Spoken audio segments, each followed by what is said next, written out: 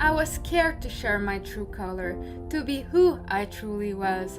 I was hiding in the story I was reading, fearful of what people would think about me. But this ends now. I have stopped running. I decide to accept my diversity.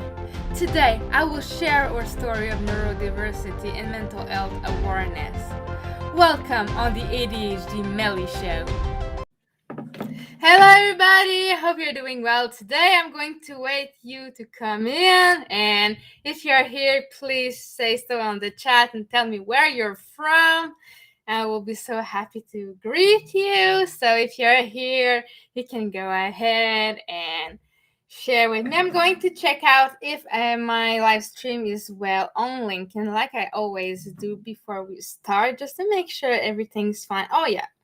Everything's great. I see you coming. That's amazing. I cannot wait to introduce my guest today. We're going to talk about freelancing and all the stress that's coming out around it and how you can overcome it and just be successful and etc. etc. So I'm going to wait you're coming a little bit. Hi, Juana. Hope you're doing well today. Hello, Robert. I hope you're doing well today too. I'm so glad to see you today. Hello, Carolina. Hello, everybody. Hello, Cindy. I see new faces. So I'm so glad to see you today. And if you don't know yet, you can go see my GoFundMe if you want to help the show thrive and just do a little donation. I will be so happy to see that. So if you want to, you can go ahead on the GoFundMe. So I'm going to show a little bit of your comments just before. Hello, everybody. Yeah, Kelsey's coming very soon. I just want to wait that you're coming in before just to make sure I can introduce myself first. Hello from France. I don't know who you are, so please tell me your name because sometimes I don't see the name of the user. So I'm sorry about that. So if you want to tell me what's your name, go ahead. I'll be so happy. So I'm Melly. I'm the creator of the ADHD Melly Show. I have ADHD and I have anxiety too.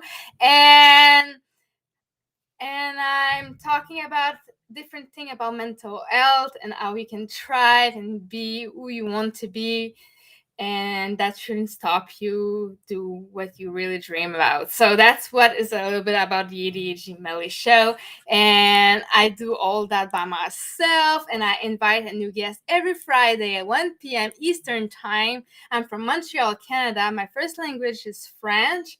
So you will maybe see me just find my word like I always do. So I'm probably sure you're going to get used to that. So I'm already apologizing before because I know there's a lot of translator here and I know they're maybe going to judge me, but that's how it is. Kelsey, I see her and she's saying no. So I'm going to introduce you, Kelsey Frick, right now. Good hand of applause while she's coming in. Woohoo! Hello. How are you today? I am doing great. I mean, it's 6 o'clock on a Sunday, not a Sunday, a Friday night. That's where my brain is.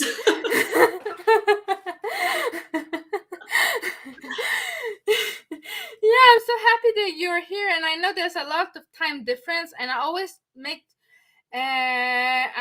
try to make sure that the time is okay for everybody. That's why I decided to make it 1 p.m. because it's easier for time change, but sometimes it's a little bit harder. Like last week, I have somebody from Asia. I have to put it at 11 a.m. because it was not possible for him, and I do understand he has to sleep, right?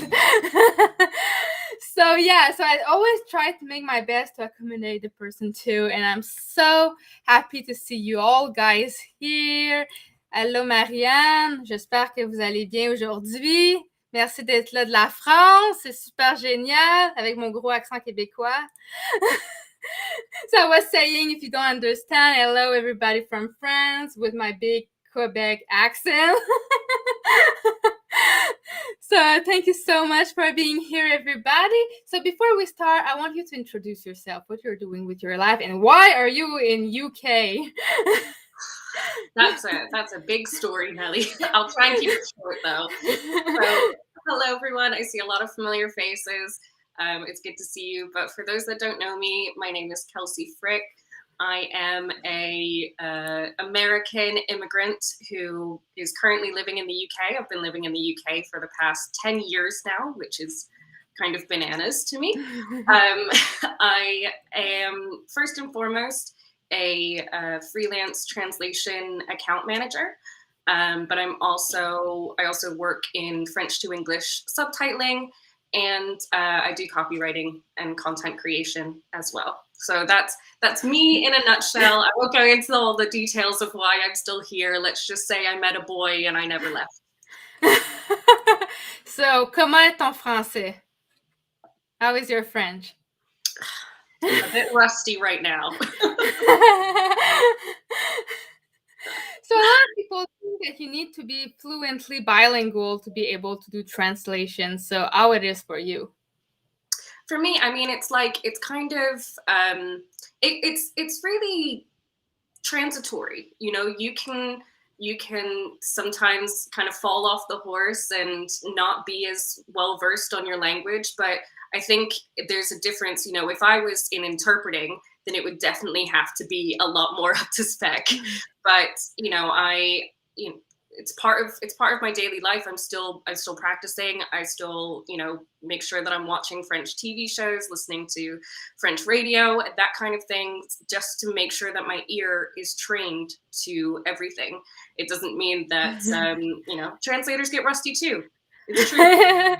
It's true. You need to practice and speak a lot to be able to speak it fluently. Like my English, I speak it only on my ADHD Melly show, but it's at least once a week, okay? And I write it a lot too, so it helps me a lot. And I think if you want to learn a new language, that's how you have to do it. You need to practice every single day, or you won't be able to manage it. And at the same time, I'm lucky. I'm from Montreal, so I have a lot of clients when I work. As a cashier that speak only English. So I speak most of the time in English there too. So that's helping a lot. So how it is for you to start freelancing? Did you have a job before? Did it just happen because you had a mystery client that asked you like that? Or something? How did it start? That's a good question. So I kind of fell into freelancing by accident. I was working at a translation agency for 5 years, and I kind of just realized that I needed a bit of a change. So I decided to leave my job, but with the idea of, you know, I was just going to go freelance to pay the bills while I found my dream job, and then kept freelancing and realized eventually that freelancing was my dream job. But that doesn't mean that it wasn't scary. Yeah, mainly because you're in an unknown land, right? And you don't know if you're gonna have your client, if you're going to be able to pay your bills and stuff like that, you know. And I know what it is to not being able to pay my bills in time and stuff like that. And I know that it can be scary. So how did you try to manage that? Because I'm going to say try because I'm sure it wasn't perfect at first, right? Still not perfect. Still not perfect. I think there's a lot about, and this is starting to go a little bit into the anxiety conversation. Is, you know, I've struggled with anxiety my whole life. It's something that has always just kind of been part of me. And I joke all the time that I am such a type A personality, that I like things really organized and I have a certain way of doing things and stuff like that. But in reality, that's just my coping mechanism for anxiety. That's just how I kind of navigate my way through life. I have plan A through Z in my head for every situation that I could possibly go through, which, you know, sometimes is really good in terms of, you know, I do account management and project management, so I've always got that running to-do list. But then sometimes it can be really, you know, a huge hindrance. If I don't already have something planned in my head, it can kind of send me in a whirlwind that I didn't expect at all.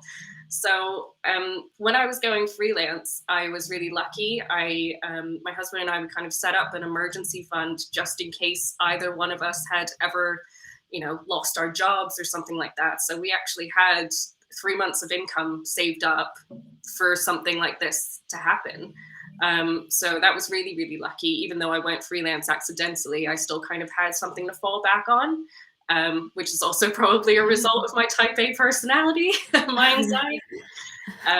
So that was really good, and it meant that I could really try and focus on the types of clients that I wanted and the types of clients that I liked working with, rather than just accepting everything that came my way. But I think I still ended up doing that, even though I had that kind of that backbone to support me as I was going freelance. I still definitely took on projects that I shouldn't have, or things that I really didn't enjoy, or that were low paid, or that kind of thing, just because I was feeling this pressure and this anxiety, and a lot of imposter syndrome of, am I really cut out to do this? I'm not a business person. Is anyone actually going to trust me with their translations? Is anyone actually going to trust me to do things for them and provide this service for them? Even as much as I was like, I know I can do this. It's like, can I make other people believe that I can do it? And I know what it is to accept client that you shouldn't, only for the money because you need it and you hate the job so bad. And sometimes you hate the client, right? Because that client is not a good client. He doesn't respect you. Yeah, but I'm going to say it because sorry, but it happens. And I'm sure that some people here on the chat can tell that they accept client that he shouldn't, simply because not only the project sucks, but the person you work with sucks too. And this is a reality. And sometimes it can be stressful because you're like, when it's going to finish? I just want this to be finished, or I'm not going to talk to that person ever again. And how did you manage that anxiety? Because I feel anxiety when I work with that kind of clients, and sometimes so hard to deal with. Yeah, absolutely. I mean, I'm definitely kind of known as being a nice person. So the idea of almost having to fire your client is not really attractive at all. But I mean, you just have to remember. I was actually going through this today with someone else, with some advice that I was giving them. It's just one of those things that you have to remember why you started your business and why you wanted to go freelance in the first place. And it's usually because you wanted to do things your own way and work with the people that you wanted to work with. And if someone isn't fulfilling that for you, it almost doesn't matter how much they're paying you, unless it's really good. But, it almost doesn't matter how much they're paying you. If that person doesn't make you feel good about your business or the service that you're offering, or, they don't make your day happy, then, really, what's the point? Why are you giving them your time? So I'm always trying to, I think this is another part of another manifestation of my anxiety as well, is that I try and be less emotional and more logical, when sometimes I just need to let myself feel things. And I think it's okay to feel anger when, a client is treating you poorly, or someone's not paid you on time, or those types of things. I think you should be allowed to feel those emotions as you're going through your whole career. Exactly. But how do you manage to just accept it and just let go of it, because sometimes you have a client that doesn't pay you, but you have to say one day, it's okay, he's not going to pay me, just go ahead, but don't contact me again. But how do you deal with that kind of stress? Because this was a good load of money that you could pay your rent with, or your food, or whatever, and you don't see it anymore, because when you're freelancing, this can happen, and going to court costs so many money that you rather just go ahead and don't pay me, right? Yeah, absolutely. And I think part of it starts before you actually deliver the service, like before you actually start working on the service. If you're not you know, when your gut speaks to you, it's usually right. If you've got this feeling that this client might be a bit difficult, then there's no harm in asking for 50% payment upfront or even full payment upfront, especially if it's a larger project. So like when your gut is telling you, this feels a bit fishy, I'm not sure about that, you're allowed to just be like, actually, I'm going to set some boundaries to protect myself further down the line. Because, it's for me, even in my situation, I am using suppliers quite a lot of the time. So I'm kind of this one woman agency that direct clients come to me and they ask me to translate things, and I get it translated into however many different languages. So I'm actually subcontracting a lot. So if I don't get paid, then that means that I am running into a payment issue with the other people. I have to pay people.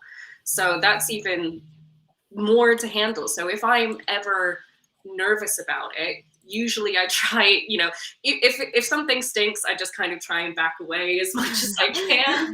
But if I think, I'm this client might give me a little bit of a headache down the line, I don't think there's anything wrong with asking for some payment up front. And if they, if they don't agree to it, then maybe that's not a client that you want to work with.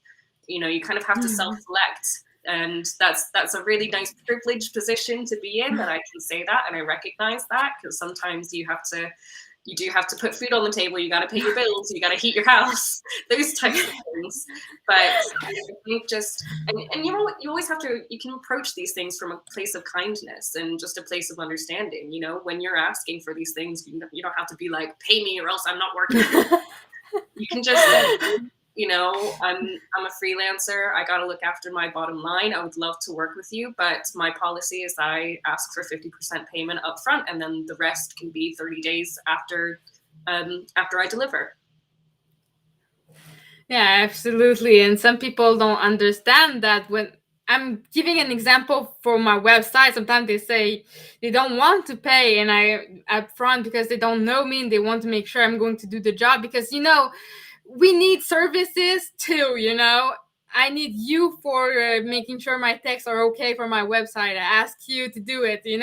So if person one doesn't pay me, will I pay you? Okay, like you said, it's a little bit of challenge because of that, because we need to pay our person that helps us too, and the other person doesn't pay us. It's like, Absolutely. And you just have to remember, like a working relationship, that's what it is, a two-way street. It goes both ways. So the more trust that you can, the more they can trust you, the more you can trust them, kind of thing. If they say, oh yeah, that's fine, I'll pay you 50% up front, then that automatically starts the working relationship out on a good note. And that kind of will probably calm any anxiety that you've been having about that client, because you go, okay, at least I've got this and they're showing up for this. They've trusted enough that they can pay 50% up front, and we can go from there. So that's a really, it's almost a way to a more positive interaction with your clients by just being just looking out for number one, yourself. Yeah, exactly. And sometimes you can talk, but sometimes you feel ashamed. You cannot pay like you said, your translator, because you're waiting for a payment. So how do you deal with this situation when you're lacking money because the promise of paying the other 50% doesn't never happen? How you deal with that?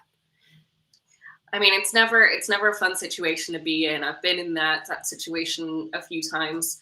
I think the most that you can be in contact with someone, the better. I mean, if you have a direct contact, try and reach out via email at the very least. If you're not hearing anything, it's not wrong for you to call people and say, hey, where's my money? If they keep ghosting you and you're not getting that payment or anything, I would definitely look up your local free legal help. So in the UK, you can go to your Citizens Advice Bureau. I'm sure there's something probably like it in Canada as well, where you can just get some free advice, some free legal advice for how to deal with something like this. And as well, if you're feeling angry enough, or you're feeling like it's worth it, there are plenty of templates online to sound to write a really legal sounding letter. Might scare people into paying you. My husband, he used to be freelance as well, and he had to send quite a few of those threatening letters, and then he got paid. So a lot of the time when you kind of say, actually, I'm going to be taking this further and stand up for myself, people go, oh, okay, all right, fine, like, take it, because it's not worth, like you were saying, going to court is expensive, so it's not worth it for us, but it's not worth it for them either, usually. Yeah. Because if you win, they're going to pay for everything, right? And that's Exactly. And that's even more. yeah. And you don't want somebody to clap on your door. You have to give your money or you lose your house, and things like that. So yeah, we can do a lot of things to protect ourselves, but what is the main thing that you do to protect yourself from the outside thing that overwhelms you? The main thing that I do to protect myself from like outside Yeah. influences, Yeah. in terms of like financially, like money, or in terms of my anxiety and my Your mental health. anxiety, yeah. My Your anxiety. anxiety, yeah. I think I've been really lucky. When I went freelance, I really invested in my personal brand on LinkedIn. And I really just kind of put myself out there, and the person that I am, and the person, how I work, and those types of things. So because of that, most of my new clients come from LinkedIn, and they come and they say, okay, I see this person, I would like to work with this type of person. So I've gotten to the point where it's almost self-selecting. If someone sees me and my content and me posting reels and TikToks and stuff on LinkedIn and goes, I don't want to work with someone like that, they're not going to reach out to me. I don't have to try and sell to those people. When someone sees that and goes, oh yeah, that's what I'm looking for, then that's usually going to be the type of client that I want to work with anyway. That's probably going to align with my own values. It's self-fulfilling at this point, because I spent so many months building up my personal brand and making it really clear the kind of, the type of way that I want to work and my values, so that when people do contact me, our values usually align. And that's, things like paying people fairly and paying people on time, and, having a good working relationship, all of these things that kind of insulate you from having negative experiences and that kind of thing. So it's a long time going. It's been a long ecosystem to try and build up.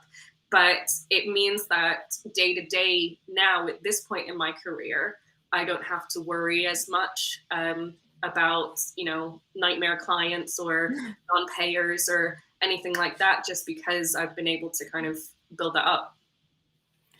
But how did you were able to just put yourself out there? Because when you have anxiety, you're maybe scared of putting yourself out there. So how did you get up of that fear and just go, let's go, I'm going to talk about the real thing, about translation, and I'm going to do reels, TikToks, and I don't care what people around me is going to think, and just go ahead. How did you do that? I'm not gonna lie, I was scared. I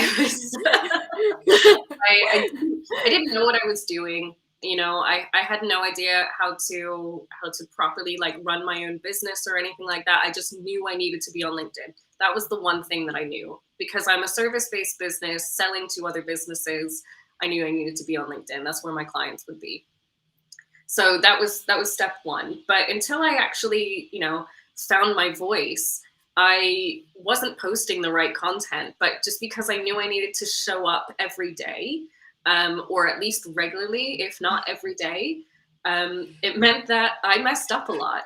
And I never felt like I was like getting over the fear of messing up. I still have that fear. I think that's a very human fear. But it just meant that if I kept telling myself, I can tick that off the list. If I posted on LinkedIn today, I can tick that off the list. And that was kind of my serotonin for doing that, taking that off the list. And then if the post did well, then that's great. I learned something. And if it didn't do well, then that's also great. I also learned something from that as well.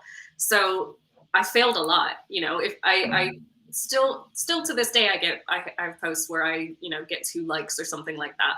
But it's just something to learn, and the more that I did it, the less anxious I felt about messing up or doing something that people didn't like or those types of things. But in a way, it's also, the reason I started doing TikTok content was because I didn't like doing, talking head content. You see a lot of it on LinkedIn where people just are sitting in front of their phone. This is me, that kind of, that type of stuff. Whereas I Yeah. didn't, I never liked that. That felt really unnatural to me. And so I thought, what I do enjoy is lip syncing to TikTok videos and, making a bit of a fool of myself online. And so, because comedy is a way that I cope a lot as well.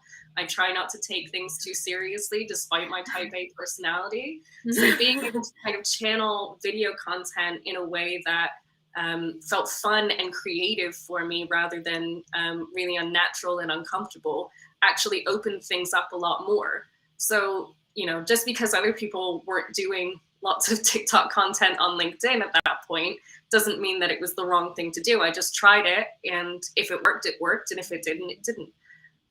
So yeah, it's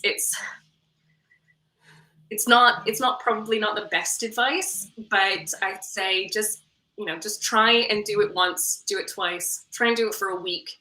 I know it's scary, but a lot of the time it's built up in your head a lot more than what actually will happen when you do it. Yeah, it's true, but do you have sometimes mean comments or troll and stuff like that? How do you just deal with those comments? I always ask that question on almost all my lives. I want to know how you deal with trolls and bad comment, because sometimes you feel like I did a great job, and you see, oh, it's a troll, and you're like doubting yourself a little bit because you're like, why? I knew you were going to ask me this question, Millie. I knew you were going to ask me. So I'm really lucky. I don't get a whole lot of trolls, but I do get some, negative comments and stuff every now and then. But I actually just try and turn it into something positive. It means that one, I'm big enough to have haters, which is pretty cool. And two, they are so annoyed that they have posted on my content, they've commented or something like that on my content, and they're driving the engagement up. They're pushing my content out to their, connections and stuff like that. So I actually, when I get those negative comments, I really try to engage with them because, if anything, if they keep coming back and are just angry and just want to be angry with me, that's just going to drive the engagement up. It doesn't matter if it's good or bad, generally. But if I can engage with them and also, come from a place of understanding and say, why do you think that? Why are you reacting in this way? Then, it makes me look good, but it's also, it could just, you could actually convert someone from being a troll or being a hater to someone that actually enjoys your content and wants to engage with you more regularly. Yeah, it's true. And I have a question for everybody that is in the chat. I'm going to ask you the same question. How do you deal with trolls? I want to know. So please write a lot of comments. I want to hear you right now. So please, if you're here, tell me what you're doing. I'm going to share your answers on the screen while we're talking. And just want to show you my Popple. Popple is like a business card that you can check my YouTube channel and stuff like that. So if you're missing a part of the show for any reason, because you need to leave, because it's late, because you have kids and you need to feed them, you will see all my links while in my YouTube channel too, so you can go there too if you want to. So my other question for you will be, how was it to change country, no family? You have now your own family, but I mean, I guess your parents are in the US, if you have siblings too, etc. So how do you deal to not see with your anxiety to not see your family members? Well, can I say not well? I don't It's deal with it well. okay. It's okay to not do it well. It's fine. Yeah, I mean, I think I, to be honest, I've always been quite a homebody. I've always been, I like being in my room with a book or my laptop, like binge watching a series and stuff like that. So I don't need a whole lot of people around me. But generally, when there's absolutely, especially when I first moved, and I only had a very small support system. I was fortunate enough to have family friends in the UK when I moved. So it's not like I moved here without knowing anyone. But, going somewhere without your parents or, your friends that you've grown up with or all of those things, that's really scary. And there were times where I was just like, what have I even done? Kelsey, like, are you serious right now? Like, what have you done? Why have you done this? But in the end, I think it was something that I needed to do for myself. I think that the environment in which I was raised, while it wasn't terrible at all, was just one that I really needed to kind of just I needed to see something different. I grew up in the middle of absolute nowhere in like up a mountain in the Pennsylvania Appalachians. Like I lived in the middle of nowhere, literally. And then I moved to a small city here in the UK called Norwich when I first moved here. And I was like, wow, they have sidewalks and a public bus system and like I can walk to the shop, Because the shop where I used to live was an hour's walk away along some cliffs, and that was just a gas station. So it's completely different. So there was a lot that was overwhelming, and a lot that I feel like I needed to experience and just kind of get out of that environment and do something new. And I think that actually quelled a lot of my anxiety. That actually helped heal a lot of it because I was able to feel like there was something bigger than just what I had always known and grown up in. And is the last time you visit your family? Because of Last the time that I saw my pandemic. family, yeah, last time I saw my family was October of 2019. It was right after I got married. But luckily, I have some good news. I literally 2 days ago booked plane tickets to go and see them at the end of January. So I'm so excited. I'm there back in the US for 2 weeks. I'm going to see my whole family and all my friends and stuff, and I can't wait. I do understand that that you're excited, and I hope that COVID's not going to ruin your plan. And I really hope that you will be able to see your family. And it's going to be cold. I guess there's going to be snow there, right? Oh yeah, January in Pennsylvania, absolutely. I'm gonna have to buy some new boots, I think. Because I think UK does not have that much snow, right? It's not like the north of the US or Canada. Yeah, I mean, it depends on where you are in the UK, but I'm down in London, so we might get it a few times during the winter, or we might get it nothing. So, but usually it disappears within a day or two anyway. So yeah, it's not like those northeastern and Canadian snows where you have to dig yourself out of the house. It's not that bad in Montreal because it's easier to get out the snow. There's a lot of trucks and stuff like that to take it out. So yeah, it must be very fun. So I'm happy that you're going to see your family, and I hope they go visit you sometimes too. Yeah, that would be great. They never visit you while you've been in UK. They've visited me once. So my oh no, actually, so my dad visited me. He came for my wedding in 2019, which was great. I was very happy that he could be here. And then my brother and his then fiance, now wife, came and visited me once as well, and that's when they asked me to be a bridesmaid at their wedding. So lots of happy memories when my family came here. But I think right now as well, it's just so up in the air with COVID and stuff, and it's a lot Yeah. easier for me to go over there, being one person, than it is for them to come over here. So so yeah, hopefully, but it would be nice to see them here again soon. So, well, while we're talking about COVID, how was it for your anxiety about your work, about everything around? Because you probably had less clients, you probably had a little bit more trouble to find work. And I know that at the UK, they were very I don't know how to say it, but you had to stay home and not go out. There, and it was hard. It was like that here in Canada. They have a curfew and stuff like that before, like after last Christmas. So I do understand that. But how did you manage that?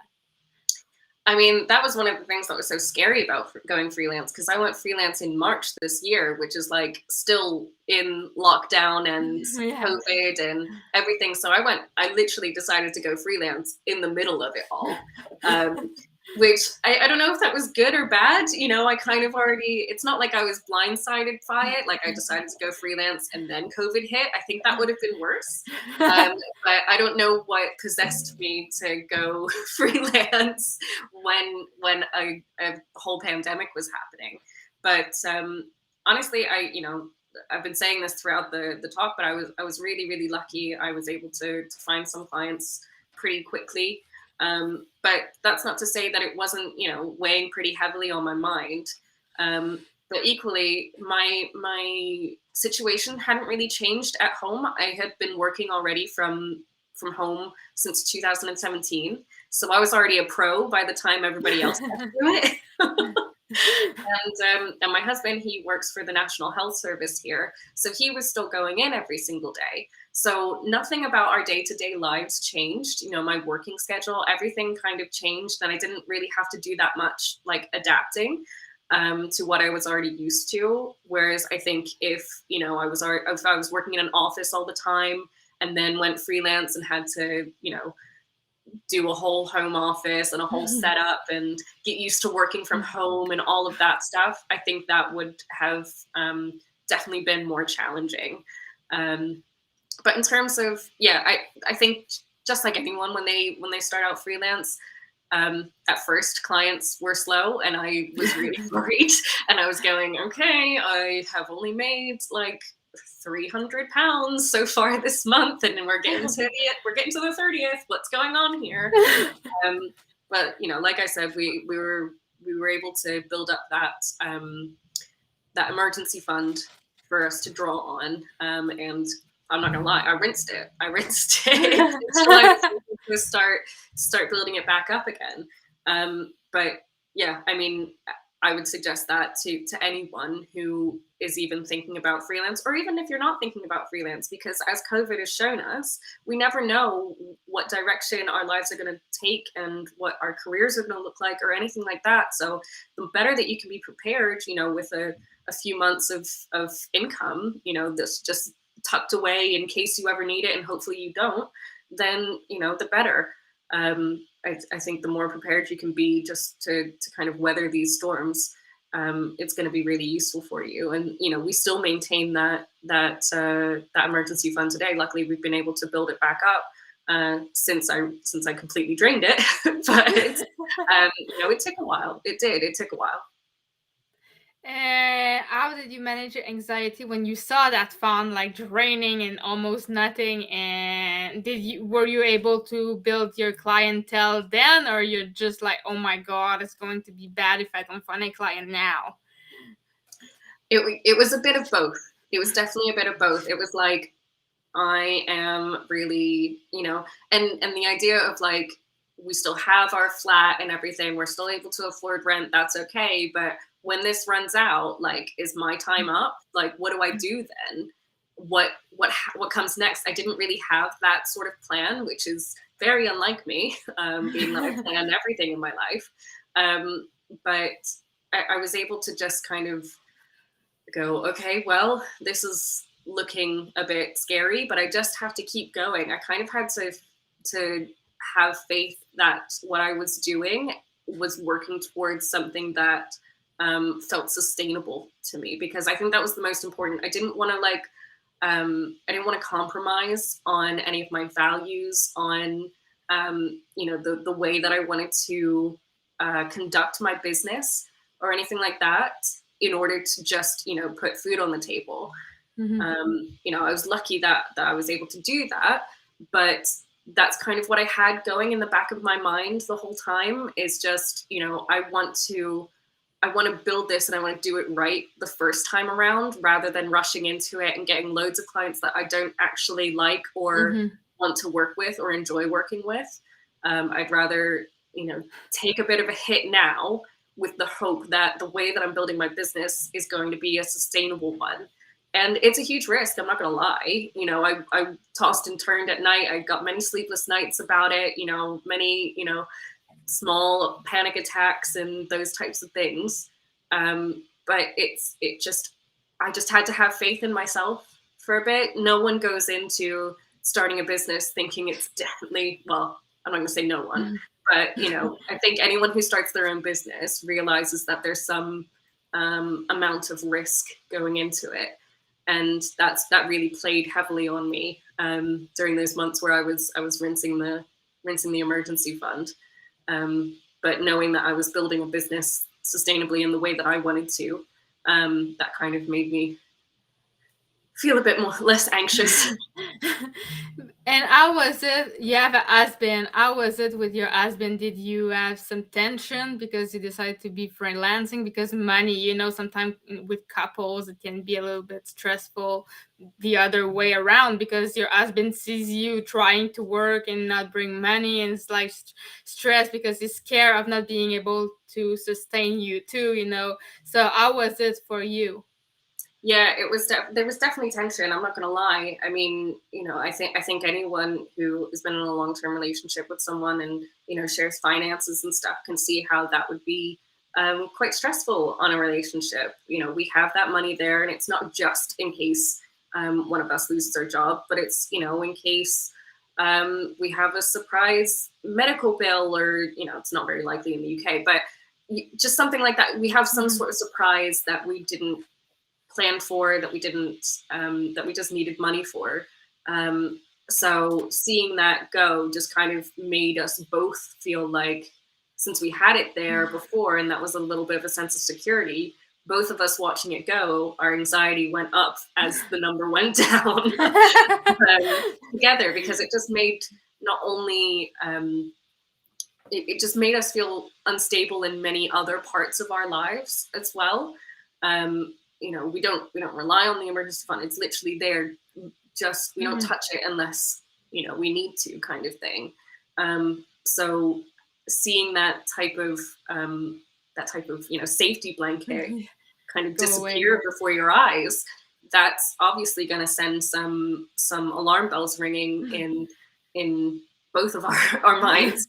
And me being the one that is the one draining it, but him also wanting to be supportive of me, because he knew that he thought that I was making the right decision. He totally stood by me and was really supportive of the fact that I went freelance. But also, you got to be realistic at some point. And when you're not bringing in money, then that gets pretty scary. So yeah, absolutely, that was definitely a factor in our relationship, and it's one that we kind of had to, every time we had to make a big purchase in that time, we were just kind of like, okay, how is this going to work? Let's look at the credit card. Let's look at the savings account. Let's look at this, how much are we going to budget for this month, and that kind of stuff. And we just had to really talk through it each time, which got really taxing and probably a bit, it made us a bit ratty, I'd say, at each other sometimes. But it's just one of those things. I was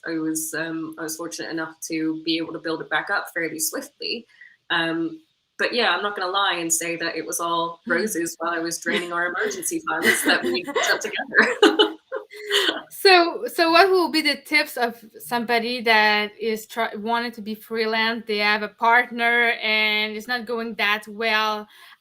What will be your tip to make that relationship work and not to break it up because you don't have bring enough money. So how did you deal with that to make it, B, I'm going to do my best to make more money, working hard and proving your partner that it's serious. It's not just about draining your money, but you really want to work. So what will be your tip for somebody, from someone that wants to be freelance and the others is not freelancing? I will start this by saying I am in no way a relationship coach or an expert or anything. But the most important thing, at least for me in any relationship, is definitely the communication. I think if I, if he was seeing the money drain from the emergency account and me going, oh no, it's fine, and just brushing it off and just being like, don't worry about it, I got it covered. I don't think that would have been the way to go about it, even though it is generally what I felt. Even if I had that kind of alarm bells ringing in the back of my head, it was still, I know what I'm doing, and I'm pretty sure I can do this. It might blow up in my face, sure, but I felt quite confident that I could do it. And so, I just needed to be a really good communicator with him. I said, okay, let's open up my spreadsheet, and I'll talk you through what I'm bringing in and when it's coming in as well, so that we can see how much money we've got coming in. And for a while, it was like, oh, I'll just move the money over as soon as I get paid, because I've got a separate business account where I, all my incomings and outgoings and stuff. So I was like, oh, I'll just move it over to the joint account as soon as I get paid. And that worked for a while, because it meant that we had, you get paid all throughout the month and stuff as your 30-day, 45-day, 60-day payment terms come up. And that worked for a while, but then we realized, the more that was coming in, the more it was like unsustainable, and we ended up overspending at that point.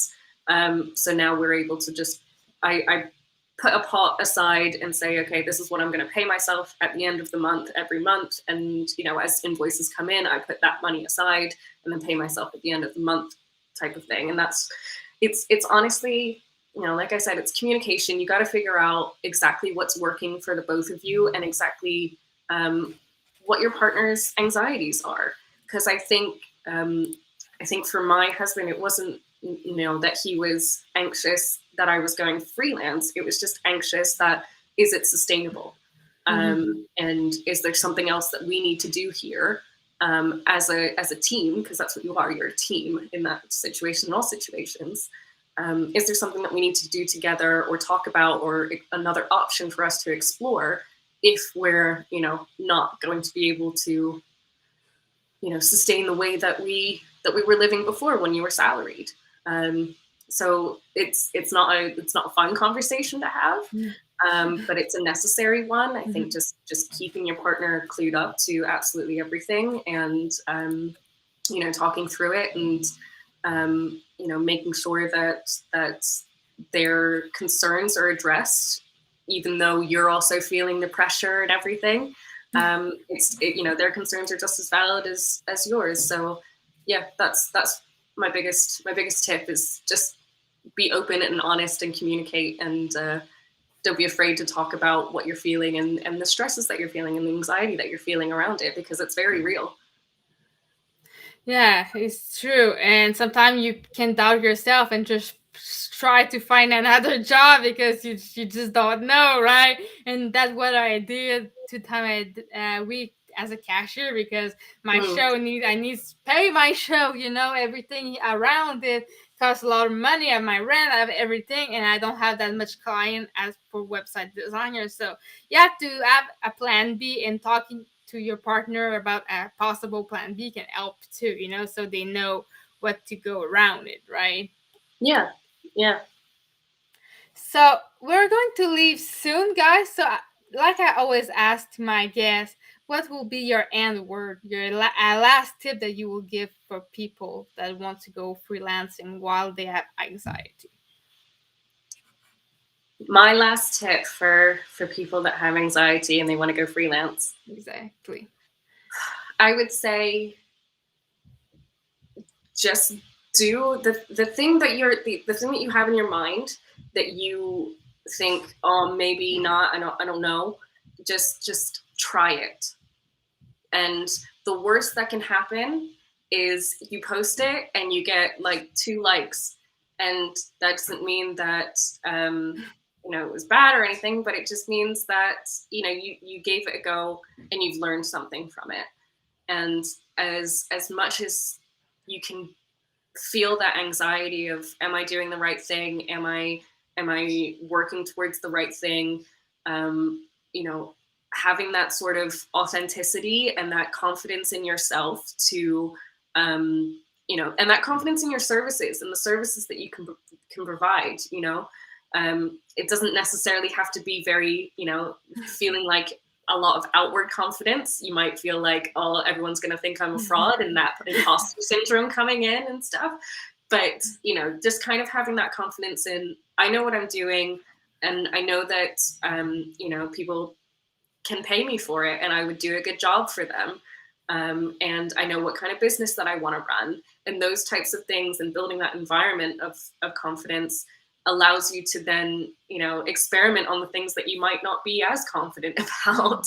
And who knows, you might end up posting TikTok videos on LinkedIn or something like that. And you just never know how it's going to end up for you until you try it. So,